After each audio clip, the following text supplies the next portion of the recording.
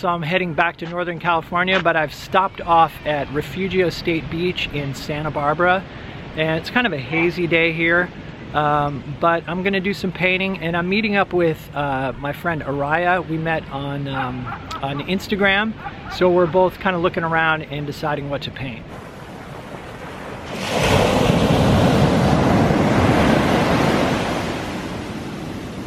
Okay, he's set up right in the picnic area. Talk about brave. You're like literally right in the picnic area.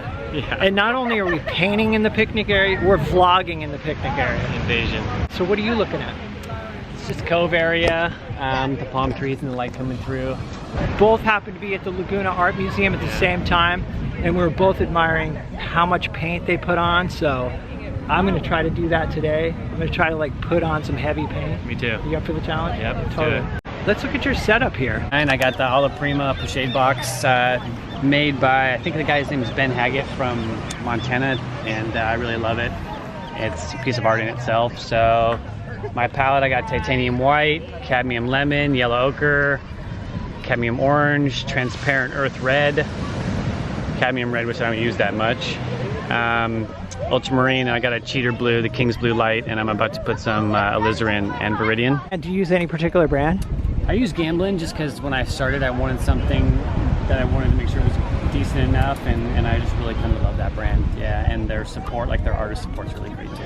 Do you like to use medium at all, or no? I use this walnut oil, which in fact is a funny story. I went down to watch the Laguna Plein Air painters. Yeah. And Jim McVicker's one of my favorite painters, so I was watching him the whole time. I lost my keys. I spent an hour afterwards trying to find my keys, and I went back to where I was standing watching him, and I found his walnut oil bottle. So. Oh, so you got a free bottle? Yeah, free walnut oil bottle.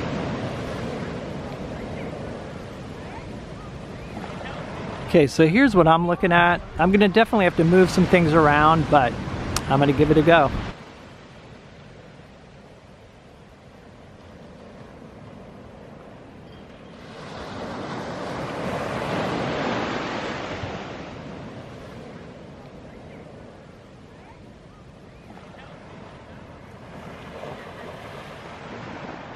I moved this tree right here. It's actually closer to the middle, I'll show you. I moved it over to the left, and then these trees right here, the palm trees, I kind of want to include the trunks, so I moved them over as well. So I'm going to take a break and go see how Ariah's doing. All painters have different processes, so do you typically do a sketch first? I try to keep it fresh, and I change it a lot, try to change my approach, but yeah, for the most part, I do like a tone canvas and then a little bit of a drawing.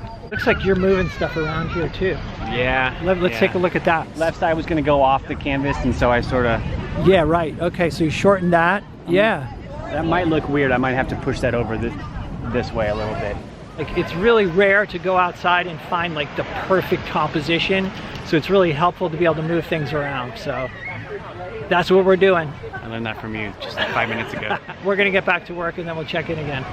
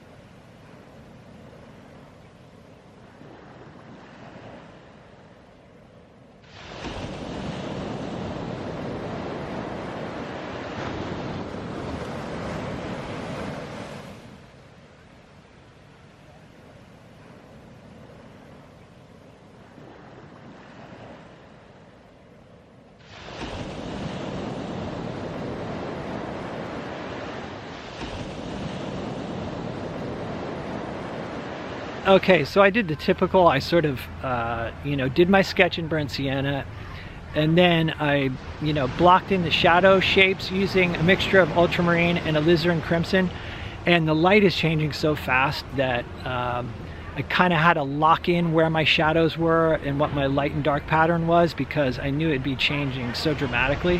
Okay, so here's a closer look at where I'm at right now. One of the big challenges for me was the cottage and the sky are almost the same color, and wanted to make sure that the cottage looked like it was in light. Obviously now the sun is gone, so I'm just doing it from memory.